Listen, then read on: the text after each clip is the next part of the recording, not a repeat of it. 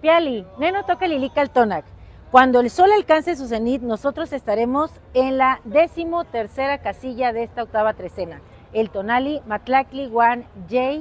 Cuetzpalin, 13 lagartija. Estamos aquí ante una obra maravillosa de Leonora Carrington, en donde estamos viendo un reptil que hoy va a ser de marco para mí, para hablar de este precioso signo que es Cuetzpalin. Cuetzpalin en el numeral 13 tiene a la señora de la falda de estrellas, Azitlalinique, ese sol oscuro estrellado maravilloso que nos va marcando el camino, que nos cuenta historias.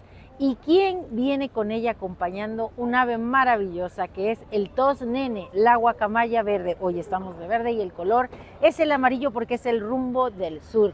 Así que hoy puedes vestirte de amarillo o también de verde.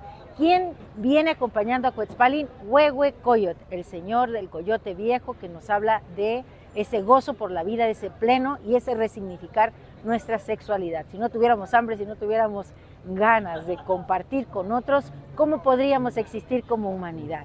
Bueno, pues yo te invito a que hoy te fortalezcas en esos ámbitos y si te hace falta energía, recuerda que el señor de la noche es Xutecutli, el fuego, el cual es alquímico. Nuestro conjuro el día de hoy es el siguiente: hoy yo mismo soy Matlacli Juan J. Cuetzpalin, esa lagartija que se desprende de las historias que cuentan las estrellas, que está potenciada, que vive con gozo y que se atreve a desprenderse de todo aquello que no le permite crecer. Un placer compartir. Gracias por estar aquí. Recuerda, me encuentras en YouTube como Lilica Altonac, porque Lilica Altonac no te abandona. Y antes de irme, quiero mandar un fuerte abrazo y un gran saludo a mi amiga, que es Matlacli Juan J. Cuetzpalin, Lupita Popocatl. Hasta pronto, Timota.